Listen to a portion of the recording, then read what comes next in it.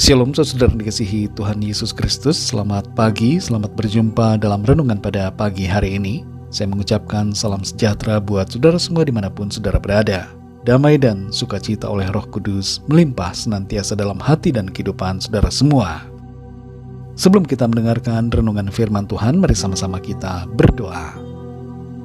Bapa kami yang di sorga, Bapa dalam nama Tuhan Yesus Kristus, Bapa yang selalu menyertai kami, yang senantiasa mengasihi dan peduli kepada kami. Kami bersyukur untuk segala berkat kebaikan Tuhan yang Tuhan sudah limpahkan sampai hari ini. Terima kasih untuk hari yang baru. Kami boleh ada lagi, itu semua karena anugerah kemurahan Tuhan. Kami percaya ada maksud rencana Tuhan yang baik untuk kami. Saat ini kami mau mendengarkan sabda firman-Mu. Urapi kami Tuhan, dan berbicaralah. Kami siap untuk mendengar. Dalam nama Tuhan Yesus kami berdoa. Haleluya. Amin. Saudara dikasih Tuhan, pembacaan Alkitab kita pada saat ini terdapat dalam surat Kolose pasal yang keempat. Saudara dapat membacanya secara pribadi setelah mendengarkan renungan ini. Saya akan membacakan Kolose pasal 4 ayat 3 dan 4. Tertulis demikian. Berdoa jugalah untuk kami, supaya Allah membuka pintu untuk pemberitaan kami, sehingga kami dapat berbicara tentang rahasia Kristus yang karenanya aku dipenjarakan. Dengan demikian, aku dapat menyatakannya sebagaimana seharusnya. Saudara dikasih Tuhan, beberapa puluh tahun yang lalu, diadakan sebuah pertemuan ibadah di Agricultural Hall di London. Dan di situ ada sepasang suami istri yang meminta agar jemaat membantu mendoakan anak mereka yang sudah cukup lama meninggalkan Tuhan. Anak mereka pada saat itu sedang berada di Australia. Dan 20.000 orang jemaat yang ada di hall tersebut bersatu hati berdoa, meminta agar Tuhan menjamah hati anak yang terhilang itu. Jauh dari tempat tersebut, di sebuah lokasi di Australia, anak yang sedang didoakan itu tiba-tiba merasakan sesuatu dalam hatinya yang membuatnya sadar akan dosa, dan ia pun berlutut, berdoa, dan meminta pengampunan Tuhan. Beberapa waktu kemudian, anak ini menelpon orang tuanya di London dan mengatakan bahwa ia telah kembali pada imannya kepada Tuhan. Doa yang disampaikan bersama-sama dengan penuh kesungguhan dan dengan iman membawa dampak yang nyata dalam kehidupan. Dalam Kolose 4 ayat 3-4 ini tertulis, berdoa jugalah untuk kami, supaya Allah membuka pintu untuk pemberitaan kami, sehingga kami dapat berbicara tentang rahasia Kristus yang karenanya aku dipenjarakan. Dengan demikian aku dapat menyatakannya sebagaimana seharusnya. Rasul Paulus pada saat itu sedang berada di dalam penjara di Roma, dan ia menuliskan suratnya kepada jemaat di Kolose. Sekalipun Paulus adalah seorang rasul dan tokoh rohani yang berpengaruh dan penting dalam jemaat, tapi Paulus tidak merasa gengsi ataupun malu untuk meminta agar jemaat mendoakannya. Sikap seperti ini saudara perlu juga kita miliki. Kita semua perlu untuk saling mendoakan satu sama lain. Dan tidak perlu kita merasa malu untuk menyampaikan permohonan agar orang-orang lain mendoakan kita kepada Tuhan. Sekalipun kita secara pribadi dapat berdoa juga, tapi memiliki orang-orang lain yang berdoa untuk kita adalah hal yang sangat baik untuk menopang dan menguatkan kita.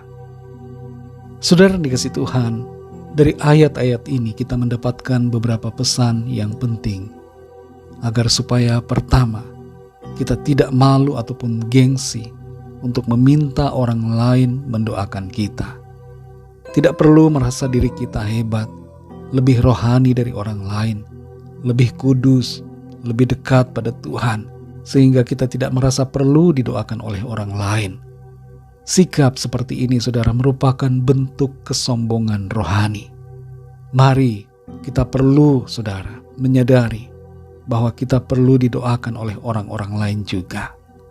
Mintalah sesama saudara kita yang seiman untuk mendoakan kita dalam doa-doa mereka. Hal yang kedua, saudara, milikilah tim doa yang berkomitmen untuk setia saling mendoakan. Mulailah tim doa dari keluarga kita pribadi. Suami dan istri adalah tim doa yang solid.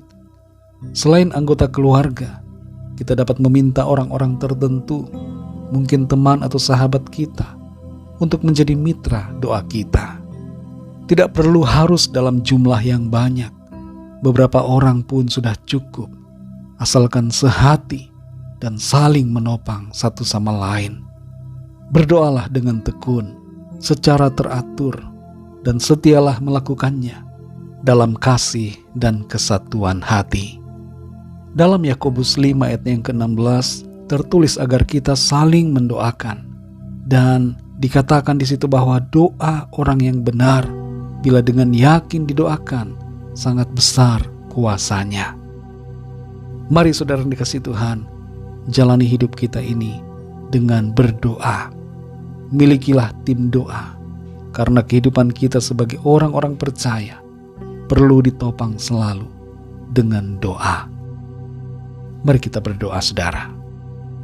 Kami bersyukur untuk firman-Mu ya Tuhan, yang mengajar kami pada saat ini, mengingatkan dan menyadarkan bahwa kami perlu untuk didoakan oleh orang-orang lain. Kami perlu saling menopang satu sama lain dalam doa-doa kami. Terima kasih untuk teguran firman-Mu yang menyadarkan kami bahwa kami tidak boleh sombong secara rohani. Terkadang ya Tuhan, kami merasa diri kami lebih hebat, lebih suci dari orang lain, sehingga kami merasa gengsi, merasa tidak pantas apabila orang lain mendoakan diri kami. Kami bersyukur untuk firman-Mu yang menyadarkan kami. Tolong kami supaya kami memiliki kerendahan hati, merendahkan diri kami, tidak bersikap sombong secara rohani. Dan tolong kami Tuhan, supaya kami selalu menjalani hidup kami ini dengan berdoa dan memiliki tim doa dalam rumah tangga dan dalam komunitas kami. Terima kasih Tuhan, kami mengucap syukur untuk firman-Mu. Berkati setiap kami ya Bapa di sepanjang hari ini, dalam segala aktivitas kami, dalam segala tugas dan pelayanan kami. Kami juga berdoa mohon lawatan Tuhan, yang sakit Tuhan sembuhkan, yang lemah Tuhan beri kekuatan baru, yang susah Tuhan hiburkan, yang terikat terbelenggu dosa Tuhan berikan kelepasan dan kemenangan, yang sedang dalam pergumulan Tuhan berikan jalan keluar. Kami percaya kami alami kemenangan, kami alami pertolongan Tuhan. Ada mujizat Tuhan terjadi dalam hidup kami. Karya rencana-Mu yang indah dimanifestasikan di dalam kami. Terima kasih Tuhan. Dalam nama Tuhan Yesus, Tuhan dan Juru Selamat kami sudah berdoa dan mengucap syukur. Haleluya. Mari sama-sama kita berdoa doa Bapa kami. Bapa kami yang di sorga, dikuduskanlah nama-Mu. Datanglah kerajaan-Mu, jadilah kehendak-Mu di bumi seperti di sorga.